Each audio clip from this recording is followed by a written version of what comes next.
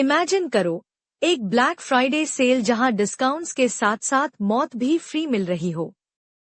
यही होता है जब एक एलियन पैरासाइट एक शॉपिंग मॉल को अपनी हंटिंग ग्राउंड बना लेता है।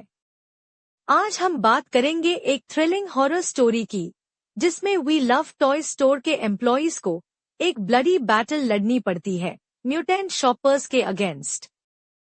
तैयार हो जाओ, क्योंकि ये कहानी किसी भी नॉर्मल शॉपिंग ट्रिप से बहुत अलग है। सब कुछ एक नॉर्मल वीकेंड सेल की तरह शुरू होता है। मॉन्टी, जो एक ऑलमार्ट स्टोर का एम्प्लॉय है, अपनी ड्यूटी कर रहा होता है, तभी एक एलियन पैरासाइट उस पर अटैक कर देता है। पैरासाइट उसके अंदर घुस जाता है और उसे एक मॉन्स्टर बना देता है। वो अपने दोस्तों पर अटैक करने लगता है और धीरे धीरे ये इन्फेक्शन फैलने लगती है। दूसरी तरफ केन बेट्स, जो एक डिवोर्स्ड फादर है, वीकेंड पर अपनी बेटियों लीला और ग्रेसी को उनकी मां और नए स्टेपफादर ग्रांट के पास छोड़ देता है। फिर वो अपने बेस्ट फ्रेंड और कोवर्कर क्रिस गोडेकी को पिक करता है और वी लव टॉय स्टोर के नाइट शिफ्ट के लिए निकल पड़ते हैं। जब स्टोर के डोर्स खुलते हैं, अंदर घुसने वाले शॉपर्स एक अजीब रेज मोड में आ जाते हैं। धीरे धीरे सबको समझ आता है कि ये सिर्फ एक क्रेजी शॉपिंग क्राउड नहीं, बल्कि इन्फेक्टेड क्रीचर्स हैं। स्टोर मैनेजर जॉनथन वेक्सलर एम्प्लॉइज को कह रहा होता है कि बस सेल पर फोकस करो, पर जब इन्फेक्टेड शॉपर्स म्यूटेट होने लगते हैं, तब सबकी रियलिटी बदल जाती है। बर्चा, एक एम्प्लॉय, स्टोर के बाहर सिगरेट पीने जाता है, पर एक पोजेस्ड ज़ॉम्बी शॉपर उस पर अटैक कर देता है और वो भी एक मॉन्स्टर बन जाता है। एमेट, एक और एम्प्लॉय, म्यूटेट हो जाता है और टेंटिकल्स के साथ अनीता को मार डालता है।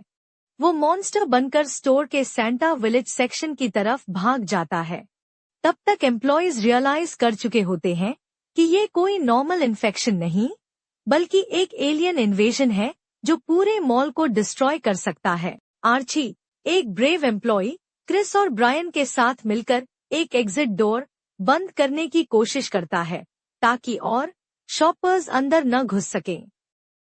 लेकिन एक पोजेस्ड पुलिस ऑफिसर की स्पीडिंग कार डायरेक्टली स्टोर के ग्लास विंडो से टकरा जाती है और रूथ को मार देती है। आर्ची भी एक मॉन्स्टर के अटैक से मारा जाता है। अब बचे हुए एम्प्लॉइज एक स्टोररूम में छुपने की कोशिश करते हैं। वहां सब अपनी लाइफ के बारे में बात करते हैं और टर्की स्लाइसेस खाते हैं, पर जल्दी ही आर्ग्यूमेंट्स शुरू हो जाती हैं। केन और क्रिस एक दूसरे को अपनी फेलियर्स के लिए ब्लेम करने लगते हैं। मार्नी भी केन को ब्लेम करती है कि उसने कुछ सीरियस रिलेशनशिप नहीं बनाई। तभी एक म्यूटेंट मॉन्स्टर अंदर घुस आता है और केन को काट लेता है। केन को लगता है कि अब वो भी इन्फेक्टेड हो गया है, इसलिए वो सबको भाग जाने के लिए बोलता है और खुद स्टोर रूम में रुक जाता है। बाकी एम्प्लॉय स्टोर से ट्रक लेकर भागने की कोशिश करते हैं, पर क्रिस ट्रक स्टार्ट नहीं कर पाता। तब तक स्टोर के अंदर एलियन पैरासाइट का एक बड़ा सैक पूरा मॉन्स्टर नेस्ट बन चुका होता है। जॉनथन सबको बचाने के लिए अपनी जान दे देता है और खुद मॉन्स्टर्स के बीच चला जाता है। लेकिन तभी ब्रायन कॉन्फेस करता है कि केन को उसने काटा था, मॉन्स्टर ने नहीं। मतलब केन इन्फेक्टेड नहीं है। सबको बचाने का अब एक ही तरीका है, मॉन्स्टर को एक बड़ा फाइनल अटैक देना।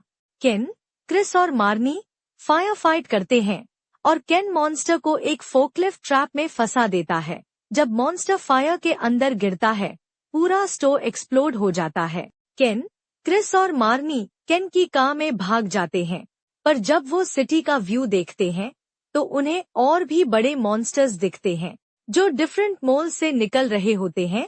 मतलब वीकेंड का ये हॉरर अभी खत्म नहीं हुआ, ये बस शुरुआत है। ये एक crazy mix of horror, comedy और सर्वाइवल एक्शन है। अगर आप ऐसे किसी हॉरर सिचुएशन में फंसे होते तो क्या करते, कमेंट्स में बताओ। और अगर ये स्टोरी मजेदार लगी हो तो लाइक और सब्सक्राइब करना मत भूलना।